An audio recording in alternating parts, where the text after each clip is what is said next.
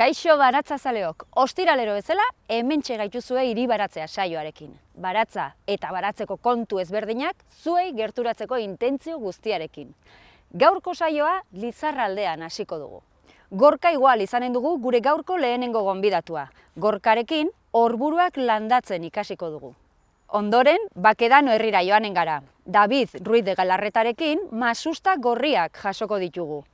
Elkea produktu ekologikoak ditu Davidek. Sakana aldera eginen dugu salto ondoren. Bertan, proiektu berezi bat ezagutuko dugu, eskolako baratza. Eta azkenik, Inigo Segurola gure laguna, zelaien edertasunaren inguruan arituko zaigu. Hauxe duzue gaurko saiorako prestatu dugun guztia, ongi etorri hiri baratzea saiora.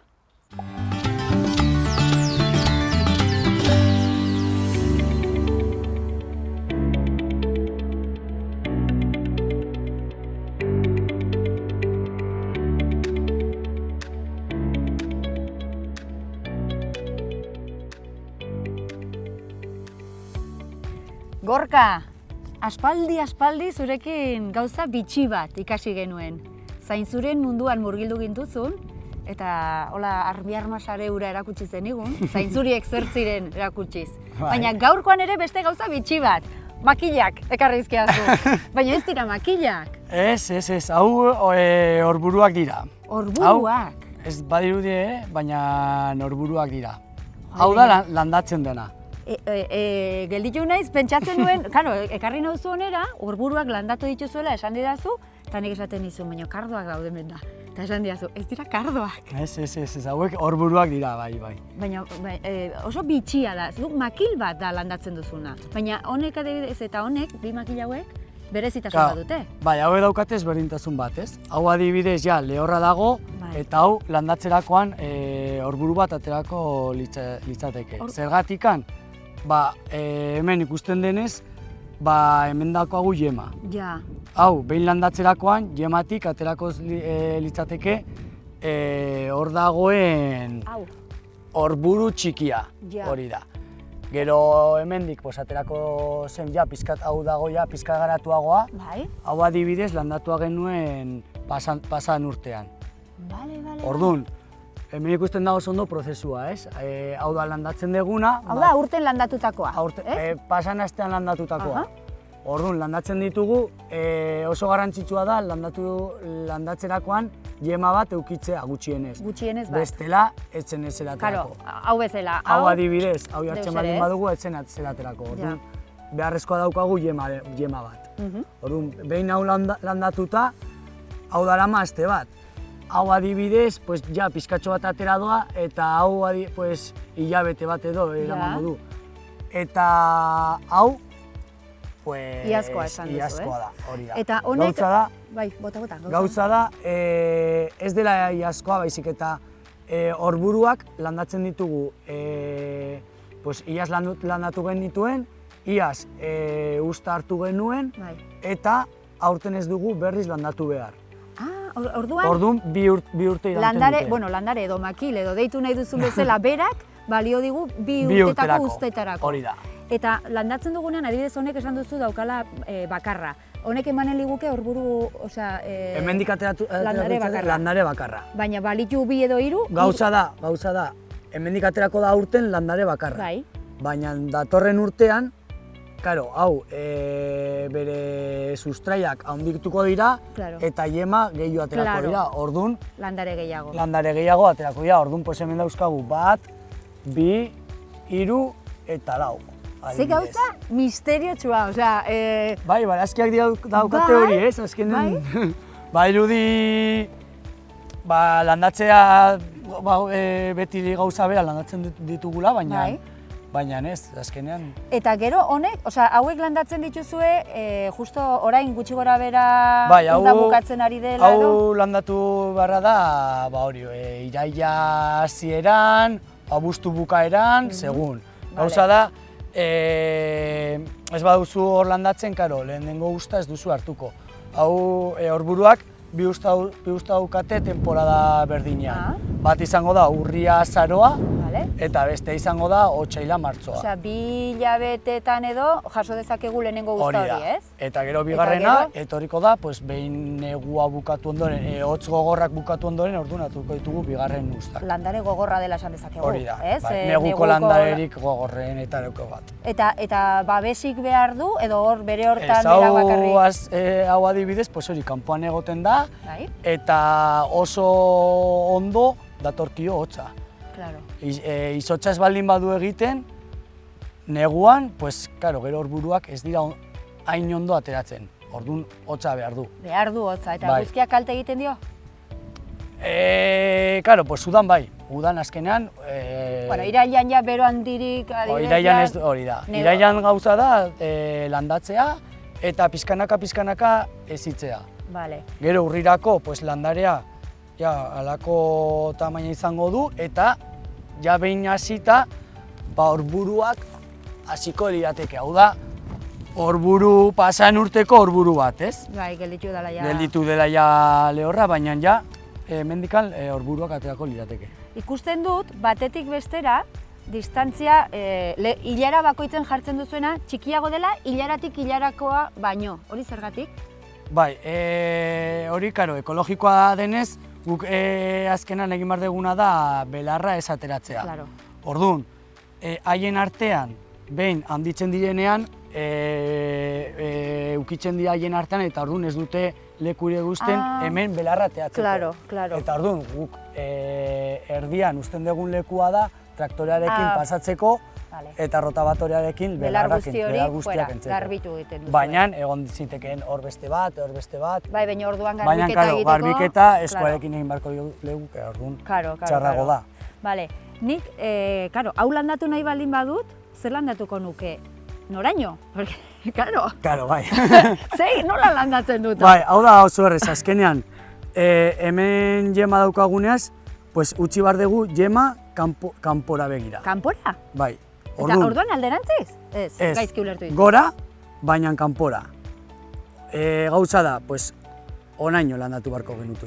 Hau bakarrik onaino, bai. Naiz pixkat motza, eta ez dizut ongi ulertzen.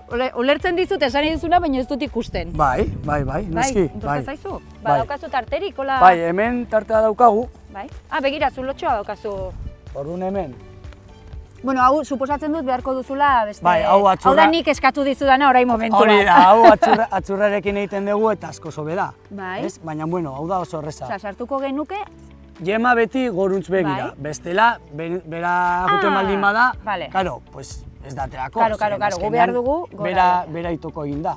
Orduan, egiten duguna da, hor sartu, eta ikusten dugunean, ja gora dagoena, nada.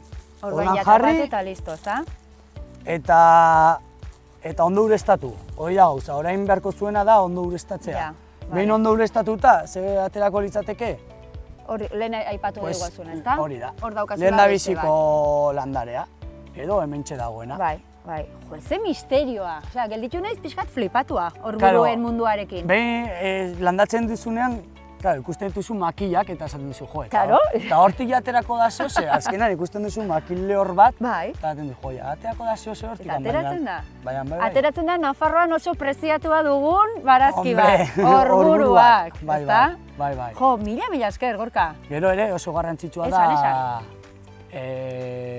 ongarria botatzea. Bai? Azkenan horburuak, sustrai oso handiak egiten ditu, orduan, asko bazkaltzen du, eta horretarako... Elikatu behar da. Elikatu behar da, eta horregatikan oso nuragarria da. Ongarri bereziren bat? Animali bereziren bat gorotza edo? Bai, edo zein. Hori edo zeina berdin du. Bale, oso ongi. Jo, eskerrik asko. Hombre, zuei. Beste gauza bat... Bai, ikasi dut. Ikasi duzute, ez? Bai. Eta suposatzen dut gure ikusleek ere ikasi dutela pila bat. Bai, seguro. Eskerrik asko, Gorka. Bai, zuei.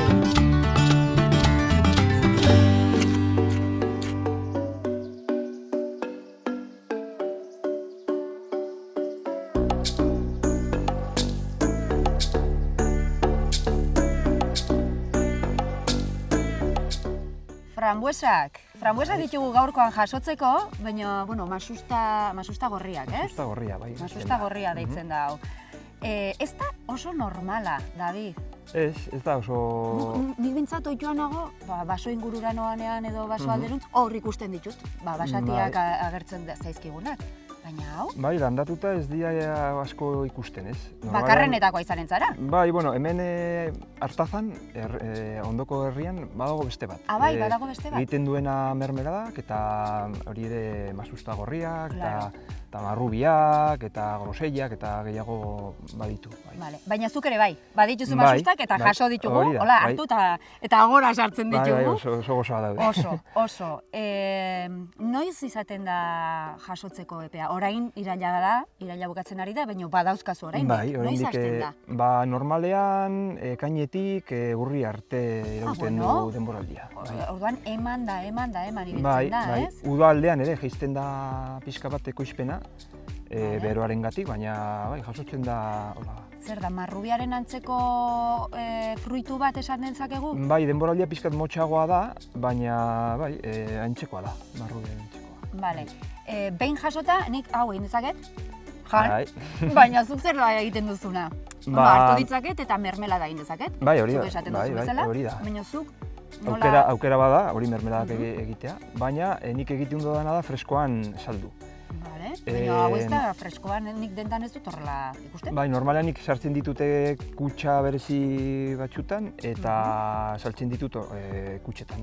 Orduan, zuk egiten duzu ere, ez dakit nola deitzen zaion horri, enpaketatzen lana edo... Hori da, bai, egiten dut hori, lan hori, bai. Bale, eta kutsatxo horiek, zer dira, karo, nik kutsa bat hartzen dudanean, freskoan jateko, zer dira, kutsa txikitxoak edo? Bai, normalean dira 125 gramokoak. Egon behar duzula pixatzen, alegia. Bai, pixatu behar dira ongi, eta nola enbasatua dauden, ongi eraman behar da dena. Etiketatuta eta dena, bai. Bale, masusta gorri hauek ekologikoak, zuk dena ekologikoan ekoizten duzu? Bai, dena ekologikoan. Eta honek badu etxairen bat edo, masusta gorriak? Zer, nik oituan nagonez, hor baso ingurutan ikusten eta ez diren zaintzen, hauek, zaindu beharra dira? Printzipioz, poda egin behar da neguan, eta gero ongarria bota, baina plagarik ez daukate. Bale, eta landareek iraupen handia dute? Esan nahi dut, urtero aldatu behar dut landarea? Ez, hori irauten dute urte asko, marrubia baino gehiago. Bai, Orduan behin jarrita? Ziur ez dakit, baina igual 10 urte edo gehiago. Egin behar dena da, neguan ongi kimatu. Bale, osea, kimatze lana garrantzitsua da, eta ongarria botatzearena baita ere. Gainontzekoa? Bai, beroa igual izango da txairik txarrena. Bai. Beroa egiten duenean, adibidez, uda honetan izan dugu beroaldi handiak eta kalte egiten dio. Eta zer egiten duzu orduan, ureztatu edo? Bai, ureztatu gehiago edo, baina aurten nabaritu dut, ekoizpen jeitxiera, beroarengatik. Beroarengatik, bale. Marrubietan esain beste, baina hemen masusta gorrietan bai. David, nik hau jan behar dut. Bai, baina hartu behar ditugu beste batzuk. Bai, hartuko ditugu. Hartuko dugu bateun bat? Bai. Venga, bateun bat, non daude? A ber, hemen badago bat. Horrela, baina honek ez dauka lan handirik, orduan. Ez, hori da, jarri, hartu behar dira. Nik bezala egiten moduzu, denak agora, gaizki, ez? Gaizki, bai. David, placer bat, eskerrik asko. Zuei. Masusta gorria jaso dugu gaurkoan zurekin. Baita ere. Eta torriko gara jasotzera, eh?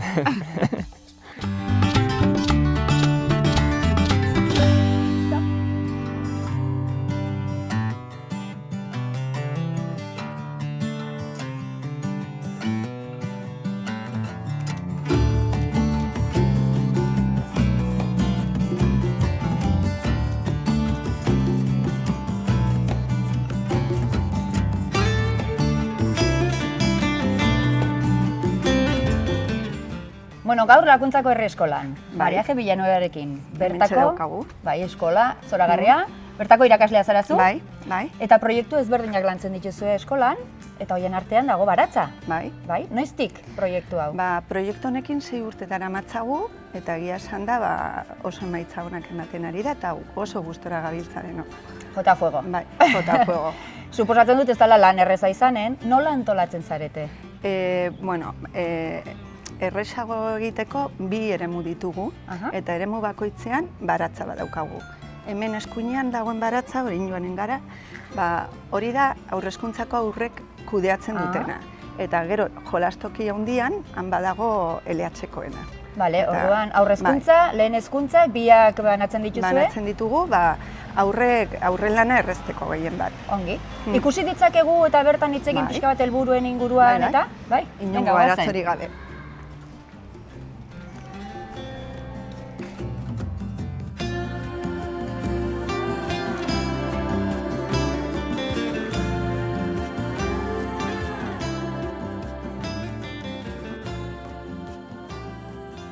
Mariaje, esan duzu hau, haurrezkuntzako aurrekin lantzen duzuela.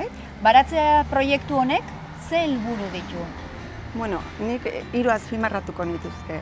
Alde batetik hondakinen kudeketa jasangarria, hori lantzea. Gero ere elikagai organikoen zikloaz ikaslea jabetzea, eta gero komunitatearen lankidetzea ere bai. Eta hementxe gaude konpost ontzi hauen ondoan, eta hemendik hasiko litzake dana. Eskolan aurrek 2 gosari ekartzen dituzte eta horietariko bat fruta izaten da. Orduan, fruta ondar desente sortzen da.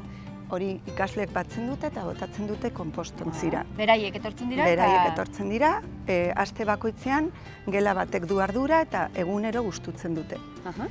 Gero, ikasturten zehar, konpost bihurtzen da, eta ikusten baduzue, konpost hori itxita dago. Horrek esan nahi du, ja ezin dela erabili, eta ja, ni pentsatzen du datorren hilean, ikasleak etorriko direla, eta zakuetan sartuko dutela konpost hori. Egina ja, sortu da konposta. Hori da. Eta konpost hori da, udaberrian erabiliko dena, baratzan botatzeko. Horregatik. Orduan hori da, iaz sortutako edo iazko hondakinekin egindakoa, ezta? Hori da. Eta aurten berriz, hemen hasi dira ja, frutaren hondarrak sartzen. Claro. Eta poliki-poliki joango da betetzen. Oso ongi. Hori konpostari dagokionez, Mariaje? Bai. Eta hemen baratzean, aurrezkuntzako aurrek, karo, ari gara, 3-6 bitarteko aurrei buruz hitz egiten. Zer da egiten dutena? Gauza asko. Bai, ez? Bai, ikusten duzunez, espazioagia mugatuta daude, eta normalean, han dagoena uzten dugu lorategi moduan. Eta gero hemen berriz, barazkiak landatzen dituzte. Eta zer egiten dugu beraiekin? Normalean irakasleok pentsatzen dugu zer landatu behar dugun, zen beraiek oraindik ez dira gai. Baina joaten gara herriko dendara, han aukeratzen dituzte landatu nahi dituzten loreak, barazkiak, hona etortzen gara, eta gelaz gela banatzen ditugu lanak. Eta gero beraiek dira hemen zuen laguntza edo Bai, gure laguntzarekin, eta beti ibiltzen da ere gurasoren bat ere lagundu nahian, eta ikusten duzuenez denetari daukagu. Bai, tomatea, letxuga, piperra, loreak ere, esan duzue, larrosak, denetarik daukagu hemen. Porruak, badira ere marrubiak, eta... Denetarik. Hemen herrian gaude, eskola herrian dago, eta ez dira desagertzen? Ez errez. Errespetatzen da, ez da? Egia da, eskertzekoa da jendeak zenolako begirunea duen baratzarekiko. Begira, denoren eskura dago, tomateari hartzea eta ez dute hartzen. Inork ez du hartzen, badakite eskolan lantzen den gauza badela. Hau da aurrezkuntza, Mariaje. Ezagutuko dugu lehen hezkuntza? Bai. Venga, goazen. Beste aldean. Zuk esan.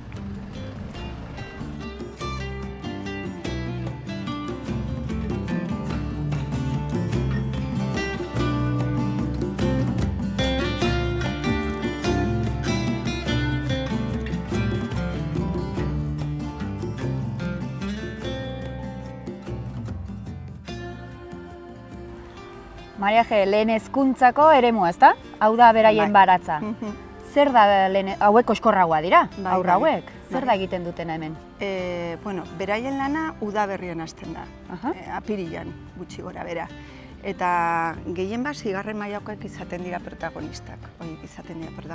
Eta bere lehenengo gauza egiten dutena da, baratzako plano bat diseinatzea. Beraiek dira? Beraiek dira. Non zer jarriko den beraiek antolatzen dute? Beraiek neurtzen dute baratza, badakite gutxi gora beratzen neurtzen duen, errenkadetan banatzen dute, eta errenkada bat bakoitzean zer landatu eta zenbat landare erosi behar dituzten beraiek ikusten dute. Bale.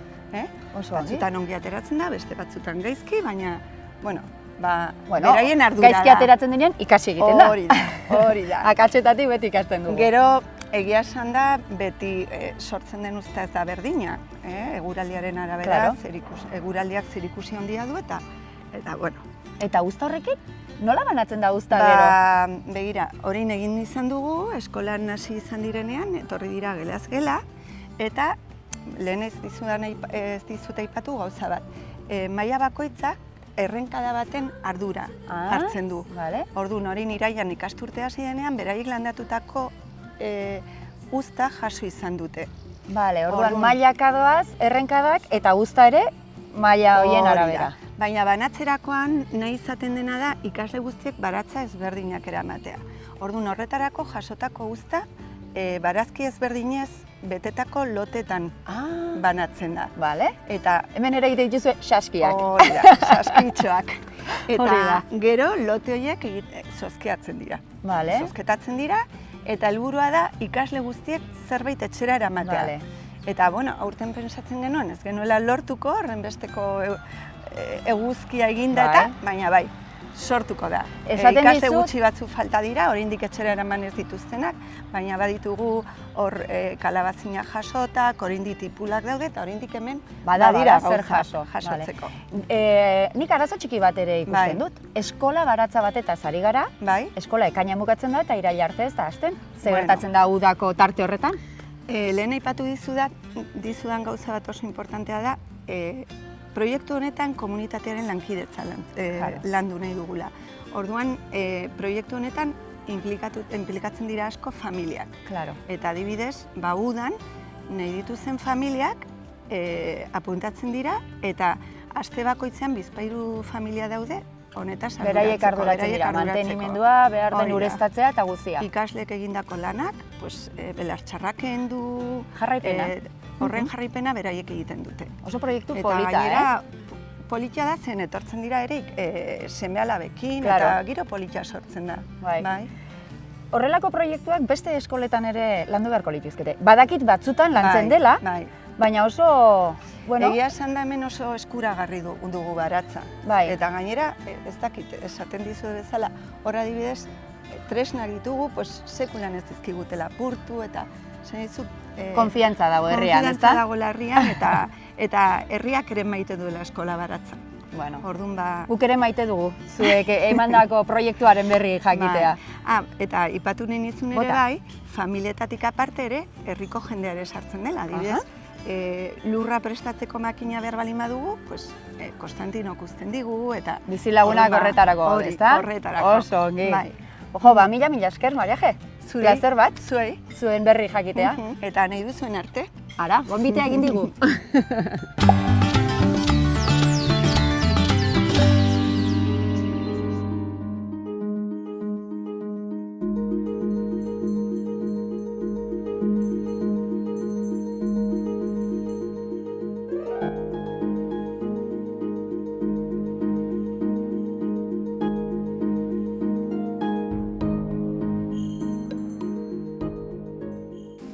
Gaurkoan hemen gaude, Lurgardeneko espazio nagusian, erdigunean sortu dugun espazio edo zelai bitxi hontan. Venga, makilbila.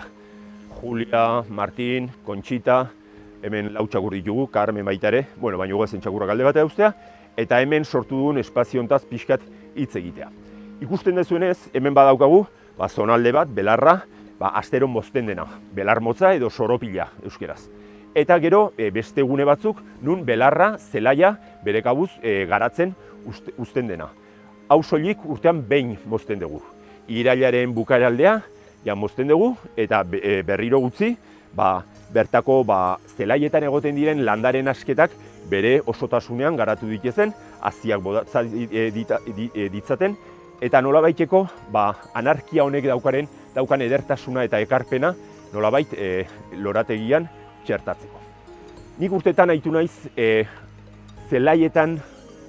zelaian inguruko esperimentuak egiten, aber ze landare gehitu genezaken zelai batean, zelaiaren ekarpen loretsua alik eta oparauna izan dadin.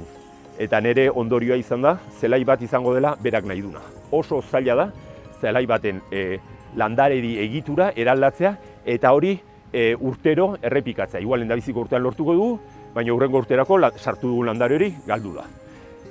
Hemen lortu dut landare bat sartzea eta irautea. Berez da, gure inguruan garatzen den landare bat, txoko ezeetan, da Litrium salicaria. Loraldiaia bera dator. Hau errepidetako kunetetan, nolabait ura pilatzen den leku horietan, horra ateratzen da. Eta egiten ditulako lora txorten luxiak eta petalo lora arroxaz beteak. Beroekin asko sufritu du eta loraldia bera datorria. Baina, bere garaian izan da zoragarria, daukan ekarpen arrox hori eta orokorrean nola garatzen den, eta batez ere, deigarritasun hori areagotu da, berez zelai hontan, bere kabuz ateratzen den, umbelifero bati esker. Hau da, zainori silvestrea. Hau erorita do, zainoriak hemendik datoz. Lore hau, dala zainori silvestrea, jangarria da, usaia, azanorian usaia du, eta egiten duna da, sustrai txiki txuriska bat. Egia esan, zainori naranjak, holandesak asmatu zituzten, bere erreginari plazerra emateko laranja dalako Holandako kolore nagusia. Eta umbeliferoak dira, landare famili bat, beraien lora olako plater itxura batekin sortzen dutenak.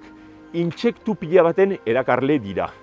Eta zelaia bere osotasunean garatzeak bioanistasun aldetik egiten duen ekarpena da itzela. Hemen badia pinpilin pausak, insektu pila bat bertan bizideranak, irailaren bukaeraldea intzak gogor jotzen dunean, hemen goizean ikuste dituzu, ikeragarrizko armi-arma sare pila bat, ez? Eta benetan bitxea zenbatean bizitza egon daiteken hemen.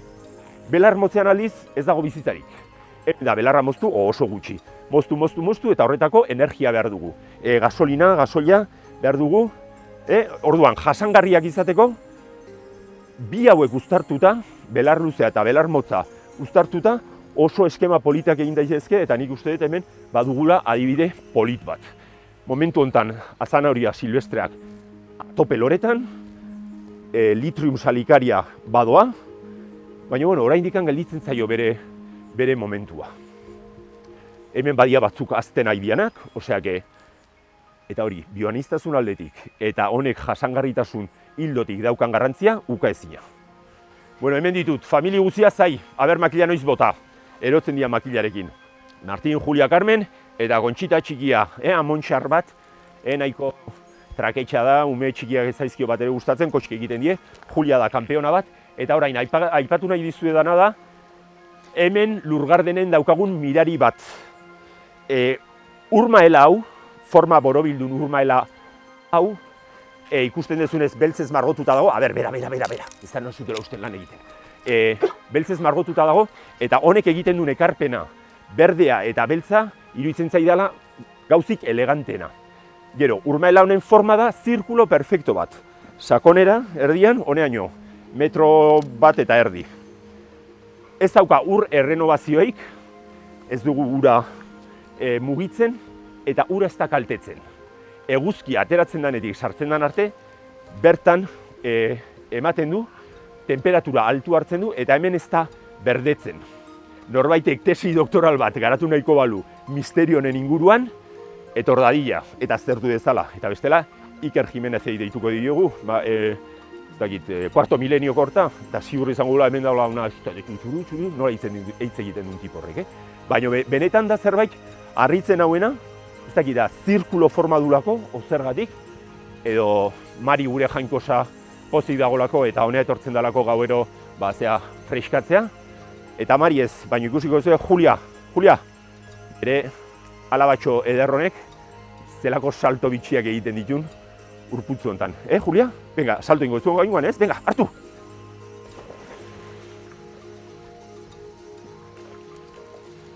Jo, anaia eta ama, makilak entzen, baina, venga!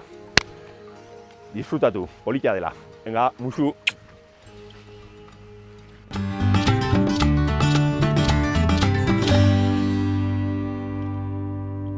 Ez didazue esanen horburuen kontua gauza berezia ez denik, ezta? Datorren asterako ere gauza gehiago prestatuko ditugu. Badakizue, zita daukazue gurekin, ostiralean 9:00. Ez hutsik egin, aio!